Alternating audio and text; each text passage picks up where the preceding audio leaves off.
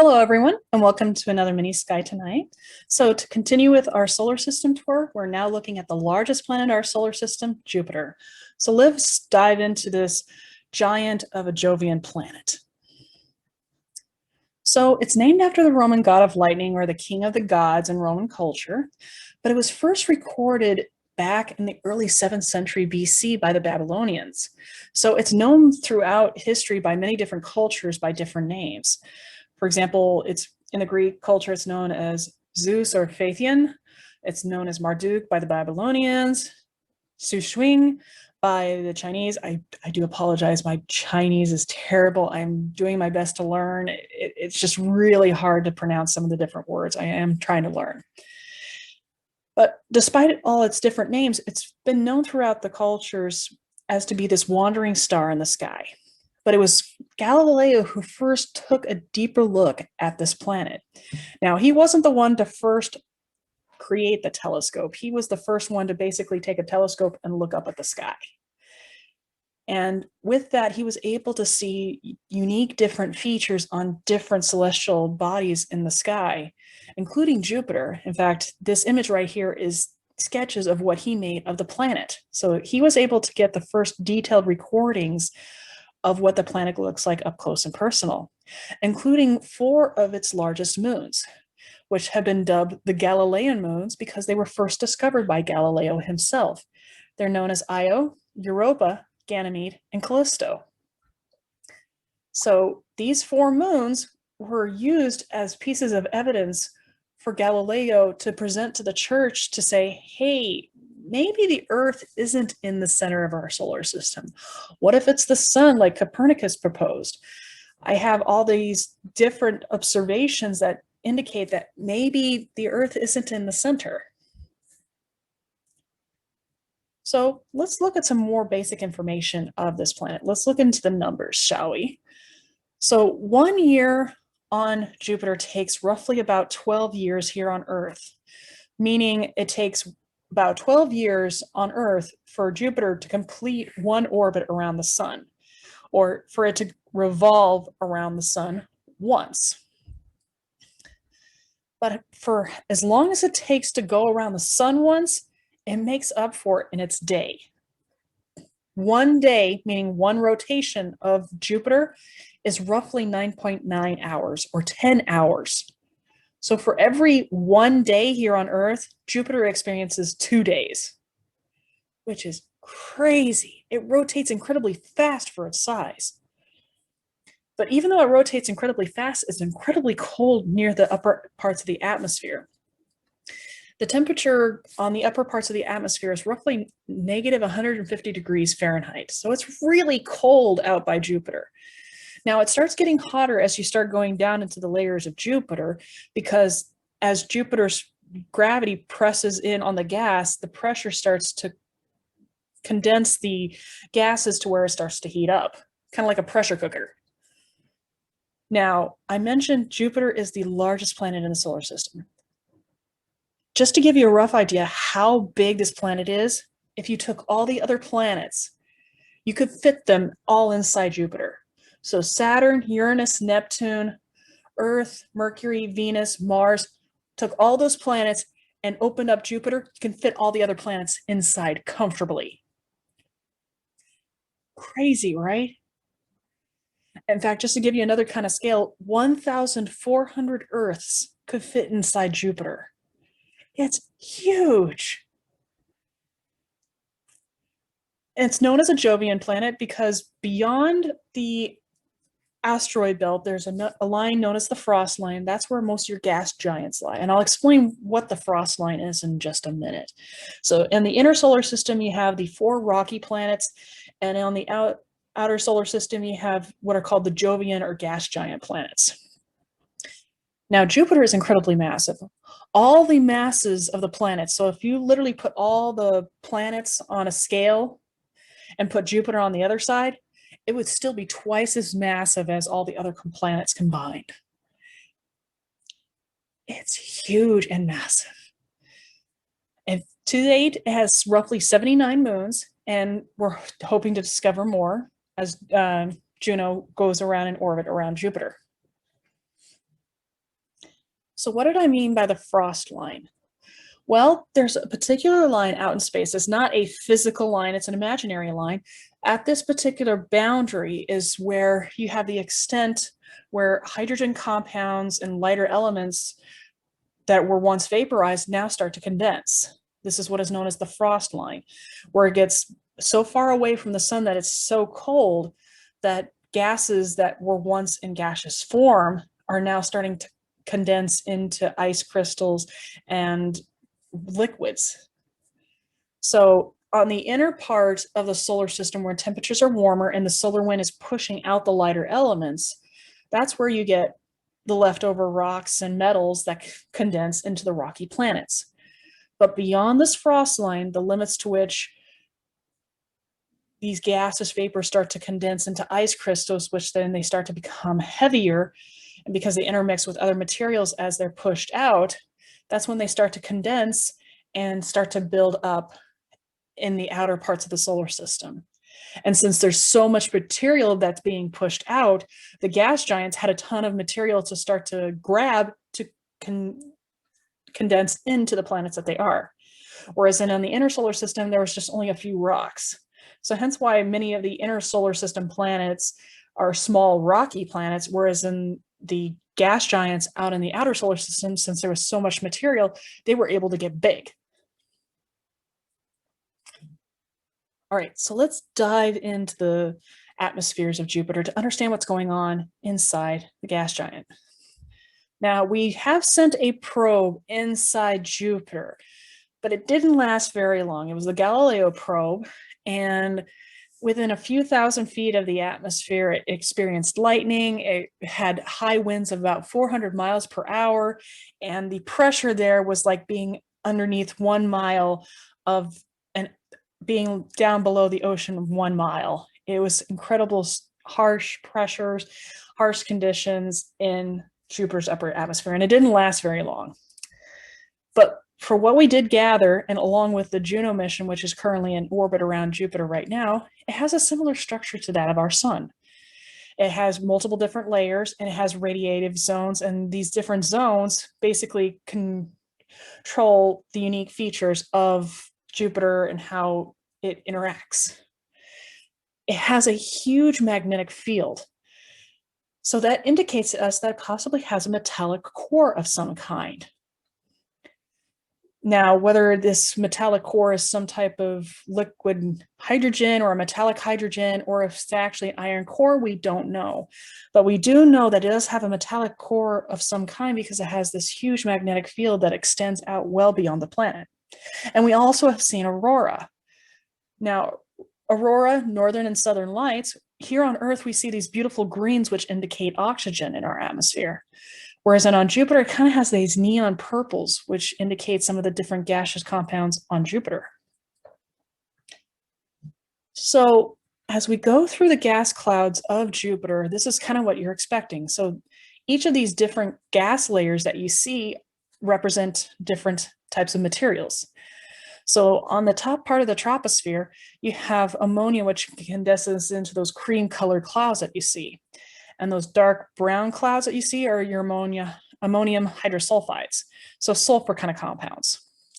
And then underneath that, you start getting your water to condense to form clouds. And in here, this is where it starts getting dicey, because since it rotates so fast, the vertical bands start to go in fast directions, plus there's a lot of things that intermix in between. And we'll explain that in a minute. So since it rotates so fast, the bands go in straight lines.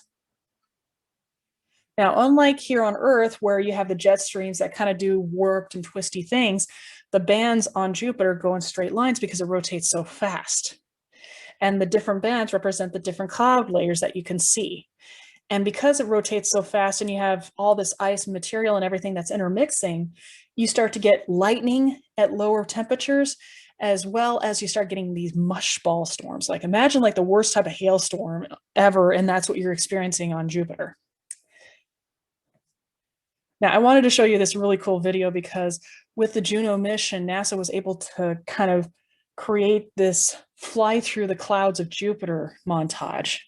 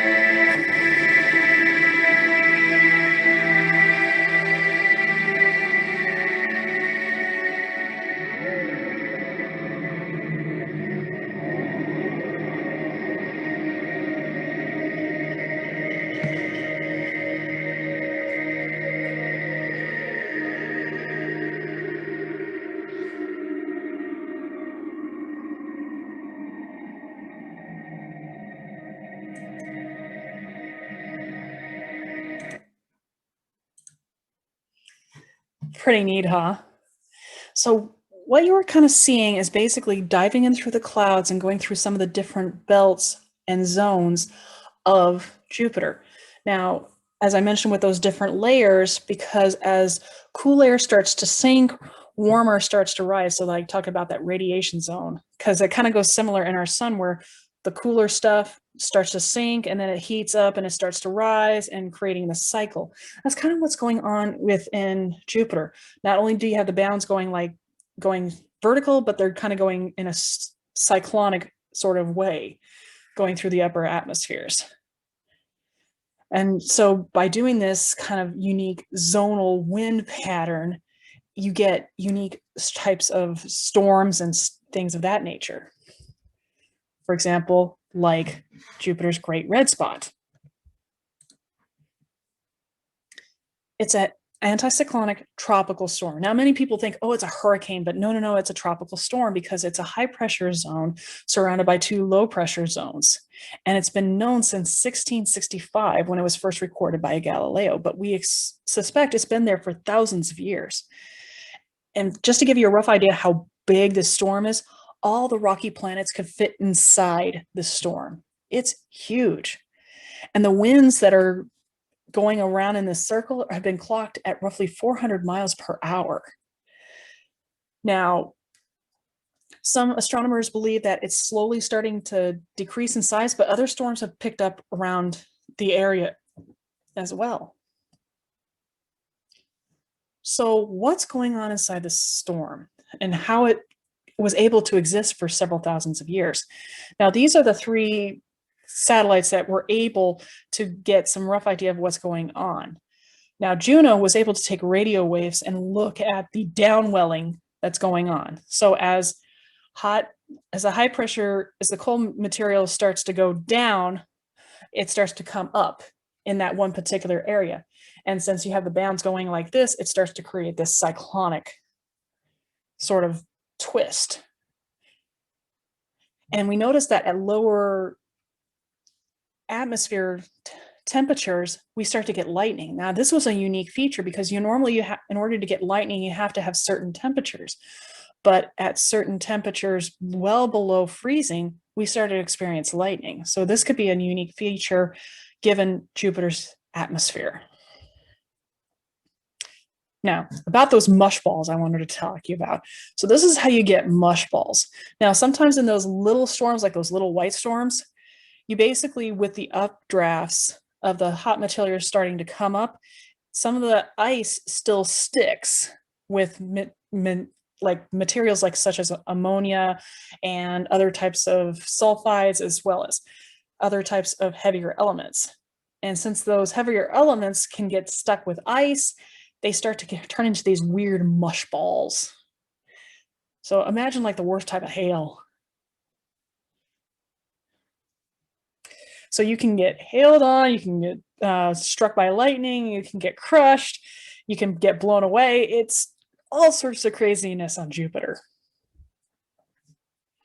Now, Jupiter has been visited by several planets, has been visited by several different satellites for many different reasons. Most of the time, it's usually to use Jupiter's immense gravity as a slingshot method to either head out to the outer parts of the solar system or to slingshot back around to a different planet. But these are the ones that have specifically visited Jupiter, like they wanted to stay around Jupiter. Pioneer 10 and 11 first took images of its orbit in an up-close and personal view. Now, Voyager 1 and 2, yes, they did sling out, but it was intended to visit Jupiter with Voyagers 1 and 2. With Voyager 1, they were able to take a look at many of the different moons beyond the four, including they were able to take a good up-close and personal look of Io and notice that it was a volcanic moon and some of the different features of the four Galilean moons, and to understand its huge magnetic field. Voyager 2 was able to take some of the first images of the rings of Jupiter. Now you may think, oh, only Saturn has rings, when in actuality, all the gas giants have rings. It's just Saturn's is the most epic. It was just, Jupiter's is just this faint, thin ring that goes around the planet. It's nothing to notice or even take note about. And it's very difficult to see. So hence why many people don't recognize that Jupiter does have a ring, but it Indeed, it does. And of course, we sent the Galileo probe into Jupiter's atmosphere, and Juno is basically understanding the atmosphere using radar, and also has a magnetometer, which helps it to understand Jupiter's magnetic field and how it affects all the other moons around Jupiter. Like, it really does unique features with Io, because since it's a volcanic moon, some of the particles from Io go up into the magnetic field of Jupiter. And with a new possible mission coming out from the European Space Agency, you have the Jupiter Icy Moon Explorer, which is hoping to take a look at Europa. Now, Europa is a unique moon because it's suspected that there might be a liquid ocean underneath the surface of this unique moon. So where can you see it right now? Well, you have to get up really early in the morning, really early in the morning. If you look towards the east, roughly close to sunrise, you'll see the bright star close to the horizon. That is Jupiter. And right next to it are the planets Mercury and Saturn. So if you're willing to get up a little bit extra early, you'll be able to check out this amazing gas giant. If you have any questions or comments, leave it down in the comments below. If you have a topic you would love for me to cover over, I know I'm going to be doing a solar system tour, but if you want me to cover any of the moons or any other particular interesting celestial object, leave it down in the comments below as well.